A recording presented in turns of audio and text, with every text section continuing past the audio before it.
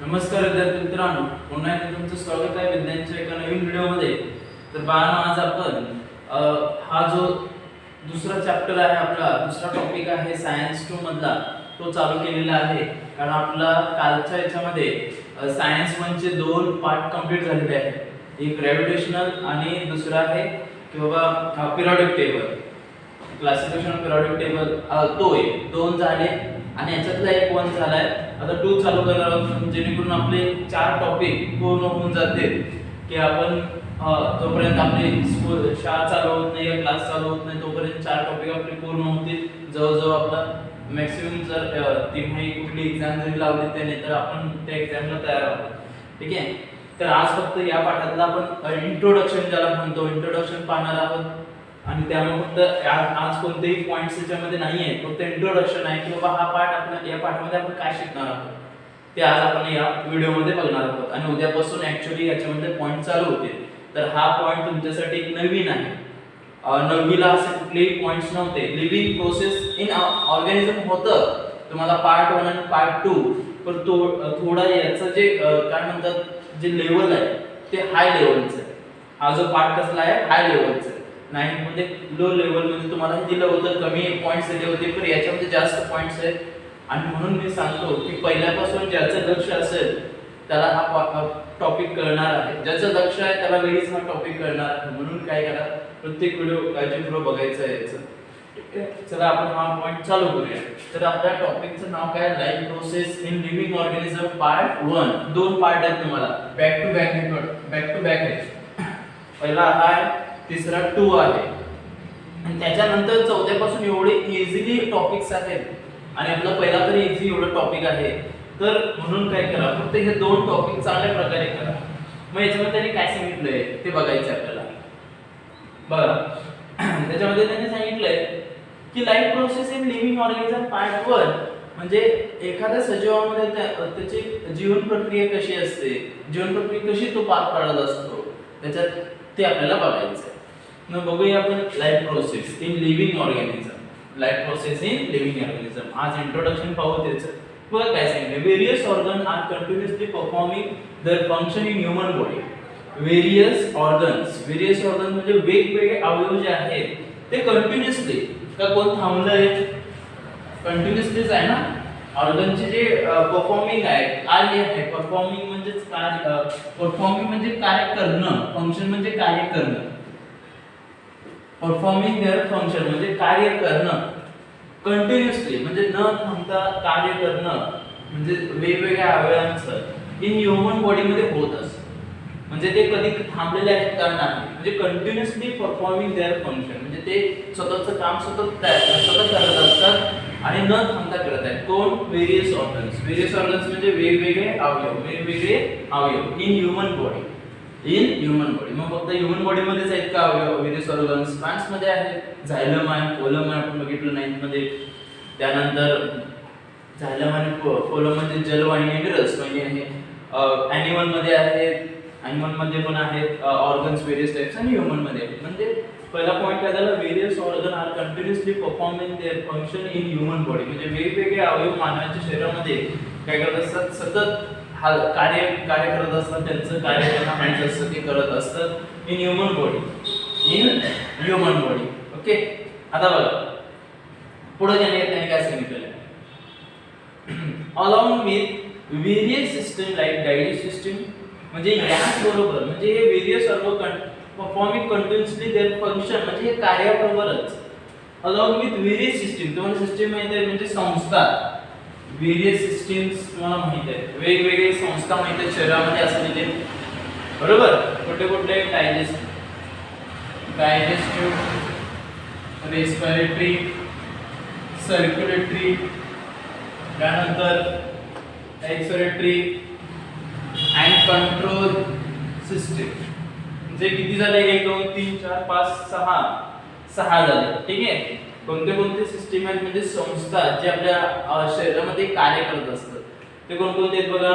Along with various system like digest system आहे, respiratory system आहे, circulatory system आहे, excretory system आहे, control and coordination हा CNS शी जोडलेला असतो. CNS म्हणजे सेंट्रल नर्वस सिस्टम, म्हणजे कंट्रोल करण्याचं काम करतो. बॉडीला कंट्रोल करण्याचे काम ही कंट्रोल सिस्टम करत असते.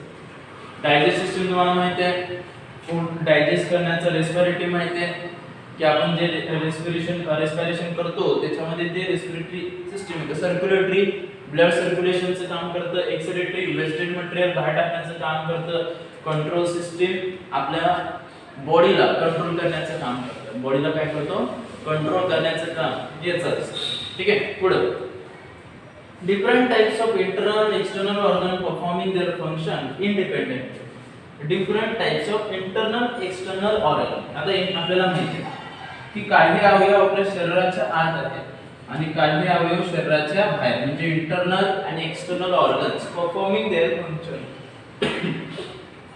इंटरनल आणि external organ performing their function म्हणजेच काय, आतील अवयव किंवा बाहेरील अवयव ते काय त्यांचं कार्य ते सतत करत असतात इंडिपेंडेंटली. इंडिपेंडेंटली म्हणजे ते एकमेकावर अवलंबून राहत नाही, एकमेकावर अवलंबून नसतात. जे डिफरंट टाइप्स ऑफ इंटरनल आणि एक्सटर्नल ऑर्गन्स म्हणजे वेगवेगळे असे जे अवयव आहेत, आतील अवयव किंवा बाहेरील अवयव, ते काय करतात त्यांचं कार्य चांगल्या प्रकारे करत असतात इंडिपेंडेंटली. म्हणजे ते कोणावर अवलंबून राहत नाही, ते कोणावर काय राहत नाही, अवलंबून राहत नाही. ठीक आहे, हा झाला कितवा? तिसरा मुद्दा. पुढे but through complete coordination. Independently काम करतात म्हणजे performing their function independently but complete coordination. आपण 9th मध्ये होतो कोऑर्डिनेशन. कोऑर्डिनेशन म्हणजे काय, एकमेकाला मदत करत असतात. एकमेकाला मदत म्हणजेच काय, सिक्वेन्स नुसार ते काम करत असतात. कसं काम करत असतात? सिक्वेन्स नुसार, म्हणजे एकमेकाला कोऑर्डिनेशन करतात, सहयोग करतात. कोऑर्डिनेशन म्हणजे काय, सहयोग करणं. म्हणजे कोऑर्डिनेशन म्हणजे एकमेकाला मदत करणं, सहाय्य करणं. म्हणजे इंडिपेंडेंटली ते काम करत असतात, ते कोणावर अवलंबून नसतं. म्हणजे इंटरनल एक्सटर्नलवर अवलंबून नसतो, एक्सटर्नल इंटरनलवर अवलंबून नसतो. इंडिपेंडेंटली काम करतात, पण कसं करतात, कंप्लीट कोऑर्डिनेशन असतं त्यांच्यामध्ये, एकमेकांना सहकार्य करत असतात ते. ठीक आहे, हे ऑर्गन्स. आलं पुढे thus are need continuous source of energy for this purpose. म्हणजे या ऑर्गन्सना, या सिस्टम्सला काय लागतं, इंटरनल एक्सटर्नल ऑर्गन्सला, या सिस्टमला कंप्लीट कोऑर्डिनेशन साठी किंवा आपल्या परफॉर्मिंग देअर फंक्शन साठी काय लागतं, कंटिन्यूअस सोर्स लागतो. कंटिन्यूअस सोर्स ऑफ एनर्जी म्हणजे ऊर्जेचा असा एक स्रोत पाहिजे, म्हणजे सारखा सतत असलेला ऊर्जेचा स्रोत लागतं या कामासाठी, म्हणजे या कोऑर्डिनेशन साठी, या सिस्टम साठी, या कामासाठी. मग त्यासाठी काय करतात बघा, carbohydrates and the fats, lipids are main source of energy. बघा कोणकोणते, carbohydrates, fats, lipids are main source of energy. म्हणजे कंटिन्यूअस सोर्स ऑफ एनर्जी जे पाहिजे या ऑर्गन साठी, या सिस्टम साठी, म्हणजे सतत चालणारा जो ऊर्जेचा स्रोत पाहिजे तो कशामध्ये मिळतो त्यांना, कार्बोहायड्रेट्स मध्ये मिळतं, फॅट्स मध्ये मिळतं, लिपिड्स मध्ये मिळतं. Are main source of energy. आणि हे सोर्स त्यांना मिळाले ते काय करतात, आपलं कार्य जर फंक्शन कंटिन्यूअसली ते काय करतात, वर्किंग करत असतात. This harvested by the mitochondria present in cell. मग हे जे आहेत कार्बोहायड्रेट्स, फॅट्स, लिपिड्स, आपण जे फूड कंझ्युम करतो त्याच्यातनं येत असतात आणि त्याच्यानंतर ते हार्वेस्टेड म्हणजे त्याच्यात कशामध्ये साठवलेले असतात, mitochondria. Mitochondria present in each cell. या आपल्या शरीरामध्ये एक माइटोकॉन्ड्रिया नावाचा सेल असतो. माइटोकॉन्ड्रिया तुम्हाला ते पुढे जाऊन दाखवणारच आहे. माइटोकॉन्ड्रिया कसा असतो, असं गोल असतो ते माइटोकॉन्ड्रिया म्हणतात त्याला. हा काय आहे, एनर्जी सोर्स म्हणतात त्याला, या एनर्जी पॉवर हाऊस म्हणतात. एनर्जी पॉवर हाऊस म्हणजे इथं एनर्जी स्टोअर केली जाते आणि हार्वेस्ट त्याच्यातनं बाहेर काढली जाते. एनर्जी या माइटोकॉन्ड्रियामधनं बाहेर काढली जाते, हार्वेस्ट करून बाहेर काढणं त्याला माइटोकॉन्ड्रियाला काय म्हणतात, एनर्जी पॉवर हाऊस. आणि यासाठी हे जेव्हा तुम्ही कंझ्युम करता कार्बोहायड्रेट्स, फॅट्स, लिपिड्स म्हणजे खाता फूडमधनं, ते कुठे जातं, माइटोकॉन्ड्रिया. आणि माइटोकॉन्ड्रियामधनं हार्वेस्ट म्हणजे बाहेर काढलं जातं ती एनर्जी आणि ईच सेल वापरलं जातं. म्हणजे ईच सेल मध्ये हा माइटोकॉन्ड्रिया प्रेझेंट असतो. माइटोकॉन्ड्रिया म्हणजे एनर्जी पॉवर हाऊस आहे. माइटोकॉन्ड्रिया म्हणजेच काय, एनर्जी पॉवर हाऊस आहे, याच्यातनं एनर्जी बाहेर काढली जाते आणि या ऑर्गनाइज सिस्टीमला पुरवली जाते. ठीक आहे. Food stuff production for oxygen. आता आपल्याला माहिती आहे की फूड स्टफ म्हणजे अन्न पदार्थ आपण प्रोडक्शन फॉर द एनर्जी घेत असतो. म्हणजे एनर्जीसाठी आपण काय करतो, फूड स्टफ खात असतो. एनर्जीसाठी काय करत असतो, फूड स्टफ खात असतो. म्हणजे काय अन्न पदार्थ जे आपण खातो ते कशासाठी खातो आपण, एनर्जीसाठी.